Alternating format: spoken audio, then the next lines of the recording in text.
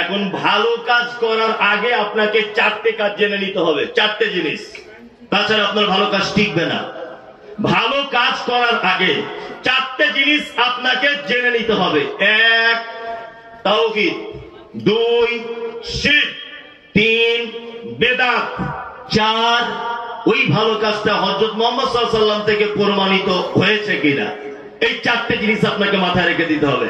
এই 4টে জিনিস আপনাকে 5 মিনিট করে আমি বলি, তাহলে 20 মিনিট হয়ে যাবে। তাওহীদ কাকে বলে এটা জানার আছে। আমি মুমতাজুল ইসলাম স্টেজে বসে এই ছেলেটাকে বলছি, এই বাবু তুমি উঠে দাঁড়াও তো, উঠে দাঁড়াও, তোমার নাম শফিকুল, তুমি উঠে দাঁড়াও।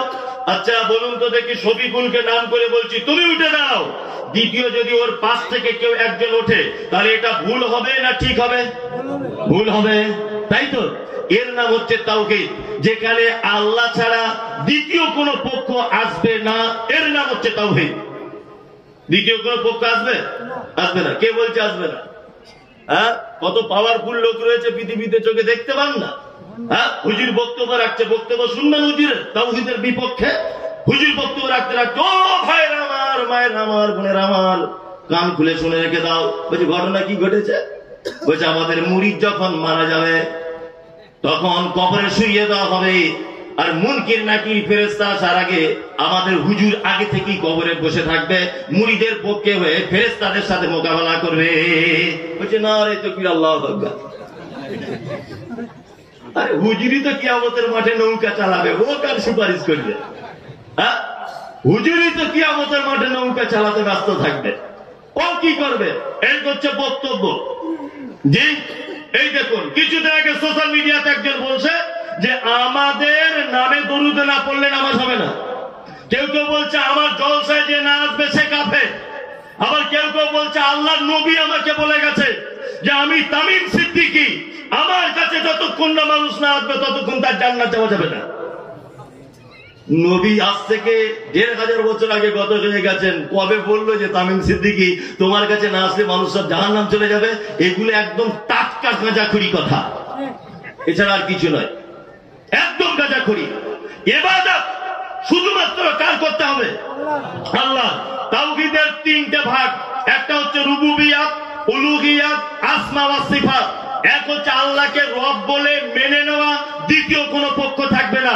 2 ইবাদতের ক্ষেত্রে ইবাদত শুধুমাত্র করতে হবে আল্লাহরই উদ্দেশ্যে, পৃথিবীর আর কার উদ্দেশ্যে চলবে না। এইটা আমরা কিন্তু আহলে হাদিসরা মেনে নিয়েছি। দুটো, একটা জায়গা আমরা কিন্তু মানতে পারি না, আমাদের কোন আলেম ওলামারা সহজে মানতে পারছে না। সেটা কি? আসমা ওয়াস সিফাত, অর্থাৎ আল্লাহর কিছু নাম আছে, এই গুণবাচক নাম, এই নাম এবং নামের পাশে যে গুণ, আমরা নামটাকে মেনে নিই, আল্লাহ গুণটাকে মানতে চাই না। আপনাকে একটা দুটো দৃষ্টান্ত পেশ করি। আচ্ছা বলুন তো দেখি, আপনি যখন কোর্টে গিয়ে বিপদে পড়ে যান, তখন কোর্ট থেকে সাজা থেকে বাঁচার জন্য কাকে ধরেন? কাকে? আল্লাহকে নয়, উকিলকে ধরেন, তাই না? উকিল মানে যে কোনো ভাবে হোক পিছিয়ে এদিক ওদিক করে আপনি মার্ডার করেছেন, তবুও বলবে আমার মক্কেল সেদিন বাড়ি ছিল না, এটা বলবেই। মানে যে কোনো কেস দিয়ে আপনাকে বাড়ি নিয়ে আসবে, তাই তো? এর নাম উকিল। কোরআনের একটা শব্দ এসেছে এবং কায়দা বগদাদিতে আল্লাহর যে 99টা নাম বলা হয়েছে, ওখানে একটা নাম আছে ইয়া ওয়াকিল, আছে? হ্যাঁ আছে। তাহলে এই জায়গাটা ওয়াকিল মানে আপনাকে বাঁচাতে পারবে কে? কে সাহায্য করতে পারবে? কে? আল্লাহ, আল্লাহ, আল্লাহ। কিন্তু হুজুরের ব্যাখ্যা করছে সাহায্য এমনি করা যায়, হ্যাঁ, আম গাছে উঠতে গেলে ডাল ধরে উঠতে হয়। আমি মুমতাজুল ইসলাম বলছি আমরা আম গাছে উঠি না, আমরা নারকেল গাছে উঠি, আমাদের ডাল লাগে না, আমরা নারকেল গাছে উঠি, আমাদের আবার ডাল লাগবে কেন? মানুষ মাছ ধরে কখন, এটা জানা আছে? হ্যাঁ, মাওলানা নুরুল ইসলাম ফাইজি সাহেব আমার বাপের তুল্য মানুষ, খুবই শ্রদ্ধার পাত্র আমার, খুবই খুবই, যেটা আমি মুখে প্রকাশ করবো না এত মানুষের সামনে। তা উনি ধরে নেন এখন এলাকার একটা মন্ত্রী, ধরে নেন উনি মন্ত্রী, তা উনি বড় পদে আছেন। আমি মুমতাজুল ইসলাম ওনার সঙ্গে দেখা করব।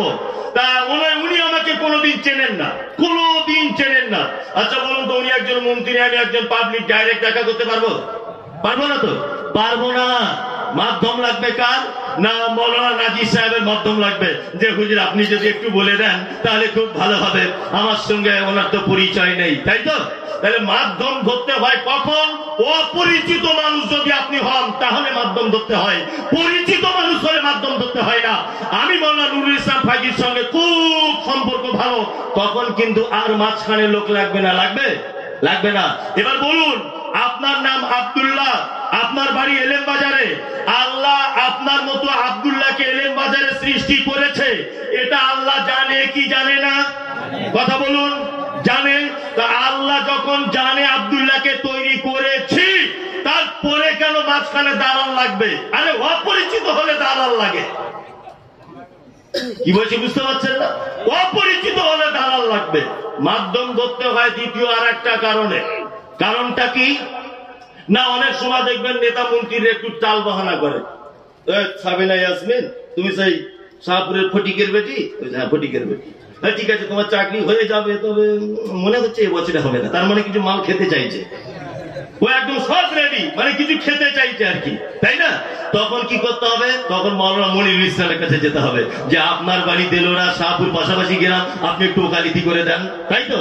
তাহলে যখন কোন মানুষ টাল বাহানা করে, জানার পরেও না জানার ভান করে, তখন মাঝখানে লোক লাগাতে হয়, তাই না? তা আল্লাহ তাআলা কি এরকম কোন ব্যাপার আছে নাকি যে বান্দা তুমি ক্ষমা চাইছো, আমি তোমায় ক্ষমা করতে পারবো না, মাঝখানে দালাল ধরো? এরকম ব্যাপার আছে? নাই। আর একটা কথা আপনাকে বলে রাখছি, খুব মন দিয়ে শুনে রেখে দেন, সেটা হচ্ছে এই। আচ্ছা বলুন তো, একটা বাড়ির মধ্যে সংসারে একটা বাচ্চাকে সব থেকে বেশি মারে কে? কে? মা। তাই বলে কি আমরা এটা বলবো মা সব থেকে বড় জালিম? এটা বলবো? বলবো না। আমার মা আমাকে একদিন খুব মেরেছে, আমার বয়স তখন 1.5 বছর। আমি কাঁদতে কাঁদতে কাঁদতে কাঁদতে আমার দাদির কাছে গেলাম, গিয়ে বলছি দাদি একটু মাকে বলে দাও না, যদি একটু দুধ দেয় তাহলে চুপচুপ করে খাবো, খুব খিদে পেয়ে গেছে। দাদি বলছি ওরে বাবা, তোর মা খুব তেতে আছে, এখন বলা যাবে না, বললে মারবে। আচ্ছা আমার মা যদি এটা বুঝতে পারে যে আমার বেটাকে একটুখানি মেরেছি বলে ডাইরেক্ট আমার কাছে দুধ পান করার জন্য না এসে দাদির মাধ্যমে আসছে, এই যে আমি আমার দাদিকে বলছি, এটা যদি অরিজিনাল মা হয় তাহলে বলুন তো কষ্ট পাবে না আনন্দ পাবে? হ্যাঁ, কষ্ট পাবে।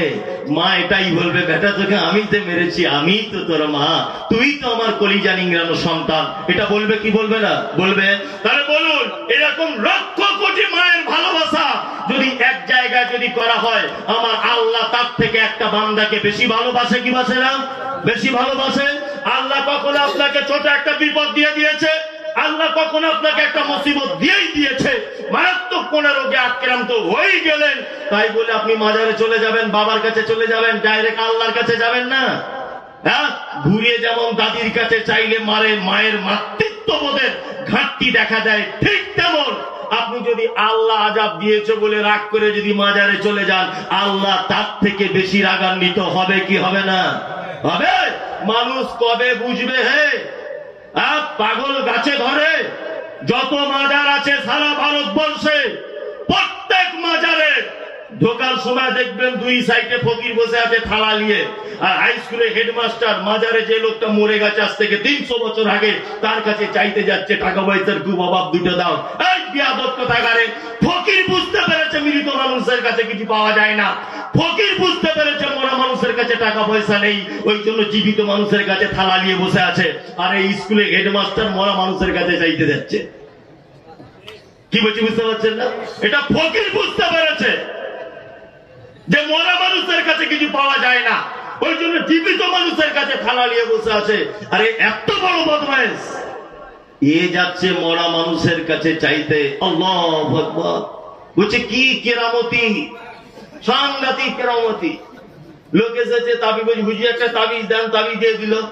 বলছে কত লাগবে? বলছে লকডাউনের পর থেকে রেট বেড়ে গেছে, এখন 7,500। তাই? বলছে না। কি করে তাবিজটা নিবে কি জন্য? বলছে তাবিজ নিবে এই কারণে আমি একটা বাস কিনেছি, বাসে যেন প্যাসেঞ্জার ভালো হয়। তো হুজুর হাসতে হাসতে বলছে, সব ফোনে রেকর্ডিং করা আছে, কোথাকার জন্য বলছি বুঝতে পেরে যান আপনারা, বুঝলেন না? হুগলি জেলার জন্য বলছে এটা, হ্যাঁ বুঝে নেন, ফোনে রেকর্ডিং আছে সব। বলছে বাসের যেন প্যাসেঞ্জার ভালো হয়, তো ভালো প্যাসেঞ্জার ভালোই হবে, চলে এসো। প্যাসেঞ্জার কেমন হবে হুজুর? তা বলছে সব বাস ফাঁকা যাবে, তোর বাসে বাদুরের মতো প্যাসেঞ্জার ঝুলবে। তাবিজের আমার এত পাওয়ার যে তাই বলছে সাংঘাতিক ব্যাপার। তাই মনে মনে ভাবছি হুজুরের তাবিজের যদি এত পাওয়ার হয় তা ব্যাংকের ম্যানেজারকে একটু তাবিজ করে সব টাকা নিজের কাছে রাখতে পারছে না কেন? ও কেন তাবিজ বেচে 7,500 টাকা খেলো? পাক্কা হারাম খোর, বদমাইশির জায়গা তো। যে আল্লাহ আসমা সিফাত, আল্লাহর কিছু নাম আছে, সেই নামের সাথে সাথে কিছু গুণ আছে, তার প্রতি ঈমান কি হবে? রাখতে হবে, তাই তো? আল্লাহর নাম হচ্ছে কি? রাজ্জাক, রুজির মালিক। রুজি কে দিতে পারে? আল্লাহ। আল্লাহ আল্লাহ পৃথিবীর কোন মাধ্যমের কাছে আপনি চাইতে পারেন না। যদি চেয়ে নেন অবশ্যই যেটা আল্লাহ আসমা ওয়া সিফাত এই নামের সঙ্গে অপমান করা হয়, এছাড়া আর কিছু নয়। তাহলে আপনাকে বুঝিয়ে দিলাম তাওহীদ কাকে বলে। 2, শিরক।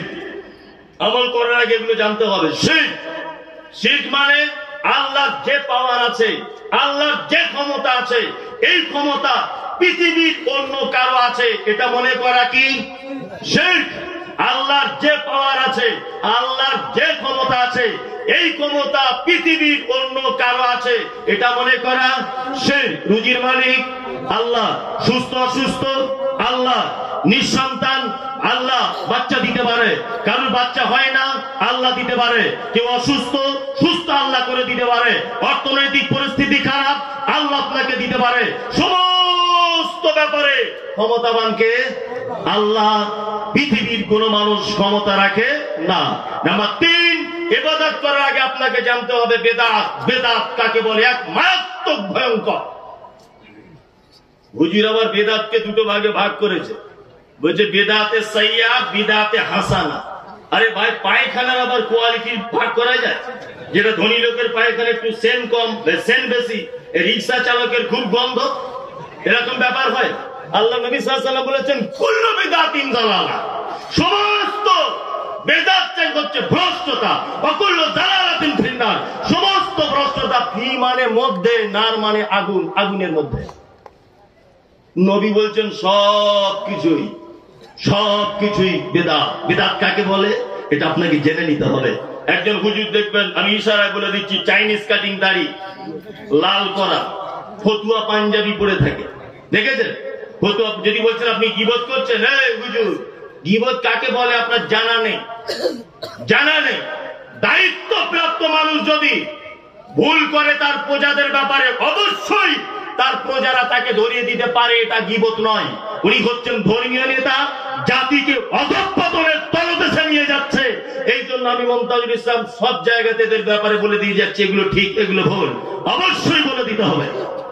আমি যদি না বলি, আপনি যদি না বলেন, জাতি তাহলে সঠিক জানবে কি করে? চাইনিজ হুজুর বেদাতের ব্যাখ্যা করছেন, দেখবেন মাঝে সাঝে আবার বক্তব্য রাখতে আল্লাহ আল্লাহ এরকম করছে কিছু হুজুর, দেখেছেন? হ্যাঁ, 50 বছর পরে ইতিহাস লেখা হবে হুজুরের কাছে সেদিন নবী এসেছিল, দেখবেন 50 বছর পরে ওর পোতা ইতিহাস লিখবে। এটা আপনি বুঝে নেন। হুজুর বেদাতের এ করছে, বলছে মুমতাজুল ইসলাম তো আগে ছিল না, তাহলে ও বেদাত।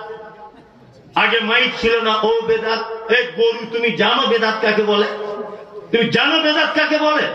বেদাত হচ্ছে ওই নব আবিষ্কৃত ইবাদত যেটা মানুষ নেকির উদ্দেশ্যে করে, তার নাম হচ্ছে বেদাত। কি বলা বুঝতে পারছেন না? মাইক বেদাত হতে যাবে কেন? এ তো জড়বস্তু। ইবাদতের জন্য যদি কিছু করা হয় সেটা বেদাত নয়, ইবাদতের মধ্যে যদি কিছু করা হয় নেকির উদ্দেশ্যে, অবশ্যই সেটা বেদাত। মাইক আজান দিলে 22 কোটি নেকি হয়, এরকম কারো ধারণা আছে? নাই তো। মাইক আজান দিলে নাকি বেশি হয়, এরকম কারো ধারণা আছে? যেদিন আপনার ধারণা জেগে যাবে মাইক আজান দিলে নাকি বেশি হয়, সেই দিন মাইক বেদাত হয়ে যাবে, তার আগে নয়। কিন্তু এটা তো আমাদের ধারণা নেই, আছে? আমরা জনগণের স্বার্থে মানুষ যাতে ভালো করে শুনতে পাই, এই জন্য মাইক আজান দেওয়া হয়, তথাপি এটা বেদাত নয়, অসম্ভব। এই দেখুন, বাংলাদেশের একজন বিখ্যাত বক্তা, বাংলাদেশের বিখ্যাত বক্তা, উনি বক্তব্য রাখতে রাখতে অনেক ফতোয়া টতোয়া দেন, অনেক মাসলা মাসাইল বলেন, আর কমেন্ট গুলো পড়ে দেখবেন কি যে বলছে, আল্লাহু আকবার, আশ্চর্য হয়ে যাবেন। আচ্ছা বলুন তো দেখি, আমরা আহলে হাদিসরা এই কথা বলেছি যে নামাজের পরে হাত উঠিয়ে দোয়া করা বেদাত, এটা বলেছে কি বলিনি? বলেছে কি বলিনি? হুজুরেরা বলছে দেখো আহলে হাদিস দল যারা করে হাত উঠিয়ে দোয়া করা বেদাত বলে দিচ্ছে। আহা, কত বড় বদমাইশ! আমার বাপের জন্য আমি দোয়া করতে পারবো না? জিলাপি হুজুর, তোমার বাপ বই লিখে গেছে, এই দেখো তোমার বাপ বই লিখেছে, এটা তোমার বাপ বই লিখে গেছে। তোমার বাপের লেখা বইয়ে বলছে কি লিখছে, যে যেখানে ও যে দুয়ায় রাসূলুল্লাহ সাল্লাল্লাহু আলাইহি ওয়াসাল্লাম হাত উঠিয়েছেন বলে জানা গিয়েছে সেখানে হাত ওঠানো সুন্নত, যেখানে হাত ওঠাতে নিষেধ করেছেন সেখানে হাত ওঠানো বেদাত। ফরজ সালাতের পরে সম্মিলিত বসে সবাই দোয়া করবে, আমিন আমিন বলবে, এটা বেদাত। নামাজের পরে ইমাম সাহেব আজানের পরে ইমাম সাহেব হাত তুলে দোয়া করবে, এটা বেদাত। ওযুখানাতে বসে ওযু করার পরে দোয়া করবে, এটা বেদাত। এটা তো আমি বলছি না, এটা আজ থেকে 172 বছর আগে বই লেখা হয়েছে। 172 বছর আগে হুজুর লিখে গেছেন নামাজের পরে দোয়া করা বেদাত। আমরা তো কালকে বলেছি জমিয়তে আহলে হাদিসের তরফ থেকে মোনাজাত জমাত সহকারে বেদাত। তোমার বাপ লিখে গেছে 172 বছর আগে, তোমার বাপের লেখা বই, এটা বেদাত। আরো কি লিখেছেন এই বইয়ের 151 নম্বর পৃষ্ঠায়? আমি সব একটা একটা করে এখানে আপনাকে প্রমাণ করে যাচ্ছি, আপনাকে একটু টাইম দেন, আমি সব আপনাকে একটা একটা করে বলছি। এই দেখুন, দুয়া ও মোনাজাতের সময় হাত ওঠানোর বিষয়ে যেরূপ অনেকগুলি সহিহ হাদিস পাওয়া যায়, দুয়ার শেষে দুটি হাত মুখমণ্ডল মোছার বিষয়ে তদরূপ কোন হাদিস পাওয়া যায় না। তথাপি এটা সুন্নতের খেলাফ এবং বেদাত। এই হাদিস যেটাতে আছে তার সনদ একেবারেই দুর্বল। আমরা বলে দিয়েছি অনেক আগে, নামাজের পরেই হাত তুলে দোয়া করার পরে মুখে এরকম ভাবে বলানো বেদাত। আমরা বলে দিয়েছি না? বলেছি তো। এই দেখুন 172 বছর আগে ওর বাপের লেখা বই লিখেছে যে দোয়া করার পরে মুখে হাত বোলানো বেদাত। ওর বাপ লিখে গেছে 172 বছর আগে। আশ্চর্য হবেন না আপনি? এই দেখুন আরো কত আহলে হাদিসদেরকে বলা হচ্ছে আহলে খবিস। আহলে খবিস তো আমরা নয়, আমরা আহলে হাদিস খবিস হতে যাবো কেন? তোমার বাপেদের লেখা বইগুলো পড়ে আগে দেখো কি লিখেছে, এখানে বেদাতের সংজ্ঞা লিখেছে। আল্লাহু আকবার! আপনি আশ্চর্য হয়ে যাবেন। উনি নিজে লিখছেন যে কোন নব আবিষ্কৃত ইবাদত করার আগে অবশ্যই সে হাদিসের সনদটা সঠিক আছে কিনা আমার সমস্ত মুরিদানদের কাছে অনুরোধ, আপনারা বড় কোন আলেমদের কাছে যাচাই বাছাই করে নেবেন। লিখে গেছেন ওনার বাপ। আরো কত আপনাকে দেখাবো, দেখবেন একটা একটা করে বেদাত। আমরা তো বেদাত কালকে বলেছি দোয়া করা বেদাত। আমরা তো কালকে বলেছি দোয়ার পরে মুখে মাসা করা বেদাত। কালকে বলিনি? 172 বছর আগে কে বলে গেছে? সব বেদাত। এই দেখুন জানাজার পরে নামাজের পরে পরই অনেক জায়গাতে কত আপনাকে দেখাবো, মুখে বলে দিই। জানাজার পরে পরই দেখবেন অনেক জায়গাতে ভাইরা একদম লাশকে সামনে রেখে, মৃত মানুষকে সামনে রেখেই সাথে সাথে দোয়া শুরু করে দেয়, তাই না? হ্যাঁ, এই বইয়ের ভিতরে লিখেছে এই হাদিসের সনদে একজন মিথ্যুক রাবী রয়েছে, এই জন্য হাদিসটা মিথ্যার পর্যায়ে, মাউজু হাদিস। এই হাদিসে আমল করা চলবে না। উনি নিজে বলেছেন আমার কোন ভক্তবিন্দু যেন এই হাদিসের প্রতি আমল যেন না করে। কি করবেন আপনি? শুধু বলছে আহলে খবিস এরা দোয়া তুলে দিয়েছে। তোমার বাপ আজ থেকে 172 বছর আগে দোয়া তুলে দিয়ে গেছে। বেদাত অবশ্যই নব আবিষ্কৃত বেদাত এটা। আমি বিতর্কিত হলাম কেন? আমি বলেছি যে 12 রবিউল পালন করা যাবে না, এটা ইসলামের পদ্ধতি নয়। হযরত মুহাম্মদ সাল্লাল্লাহু আলাইহি ওয়াসাল্লাম ওনার কবর রয়েছেন মদিনা মুনাওয়ারাতে। মদিনাতে 10,000 সাহাবীর কবর রয়েছে। 10,000 সাহাবীর কবরের উপরে এক জায়গাতেও চাদর চড়ানো নেই। তারা কোনোদিন 12 রবিউল আউয়াল মানালো না, তারা কোনোদিন চল্লিশা করলো না, তারা কোনোদিন ঔরস বানালো না। হুজুর তুমি যে তোমার বাপের উপরে চাদর চাপিয়ে মানুষের কাছে টাকা ইনকাম করছো, এটা আবার কেমন করে হয়? হুজুরের বইয়ের ভিতরে লেখা আছে, কি লেখা আছে? যে কোথাও যদি পাকা কবর কেউ দেখতে পাও অবশ্যই প্রয়োজনে পাকা কবরটা ভেঙে দিও। উঁচু কবর যদি কোথাও দেখতে পাও অবশ্যই উঁচু কবরটা ভেঙে দিও। হুজুর আজ থেকে 172 বছর আগে বলে গেছে কথা। এবার কি করবেন করুন। বেদাত মারাত্মক ভয়ঙ্কর জিনিস। ওই জন্য আমি মুনতাজির ইসলাম আপনাকে আবার বলছি, 10 টাকার বাজারে কেজি বেগুন, 1 কেজি বেগুন কিনতে গেলে 4 বার দেখতে হয় কানা আছে কিনা। আপনি একটা আমল করে জান্নাতে যেতে চাইছেন, অথচ সেই আমলটা হযরত মুহাম্মদ সাল্লাল্লাহু আলাইহি ওয়াসাল্লাম করেছিলেন কিনা এটা জানার প্রয়োজন নাই। হ্যাঁ, 10 টাকার বেগুন কিনতে গেলে তোমার দেখার প্রয়োজন হয়, আর একটা আমল করে জান্নাতে চলে যেতে চাইছো, ফেরদাউস জান্নাতে, ওটা দেখা লাগবে না যে আল্লাহ নবী সাহাবা তাবে তাবিগণ কেউ করেছিলেন কিনা? দেখা লাগবে কি লাগবে না? আহলে হাদিসদেরকে আহলে খবিস বলছো? শোনো, এই মুমতাজুল ইসলাম একটা নতুন সংগঠন খুলছি, নতুন সংগঠন। যেমন ওইদিকে নাম দিয়েছে আইএসএফ, আমিও নতুন করে নাম দেবো, ভাবছি নাম দেবো পিইউসি, মানে পীর উচ্ছেদ কমিটি। কি বলছি বুঝতে পারছেন না? কারা কারা আমার দলে থাকবে হাতটা তুলুন তো। পীর উচ্ছেদ কমিটি আমরাও সংগঠন করছি, পিইউসি, পীর উচ্ছেদ কমিটি।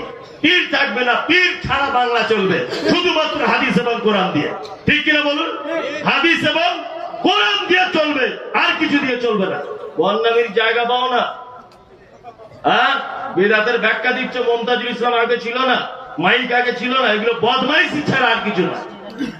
তারপর আপনাকে একটা কথা জেনে রাখতে হবে, নবী মুহাম্মদ সাল্লাল্লাহু আলাইহি ওয়াসাল্লাম থেকে সে আমল প্রমাণিত আছে কিনা। আমি আজকের এখানকার দিনে মারাত্মক কিছু বক্তা নয়, আমার পরেও এখনো 2 জন বক্তা আছে। শীতকাল, টাইম অনেক চলে যাচ্ছে। এবার আপনাকে বলছি, লিয়াবলুয়াকুম আইয়ুকুম আহসানু আমালা। আমল করার আগে 4টে জিনিস আপনাকে বলে দিলাম। তাওহীদ, শিরক, বেদাত কাকে বলে এগুলো আমি বলে দিলাম।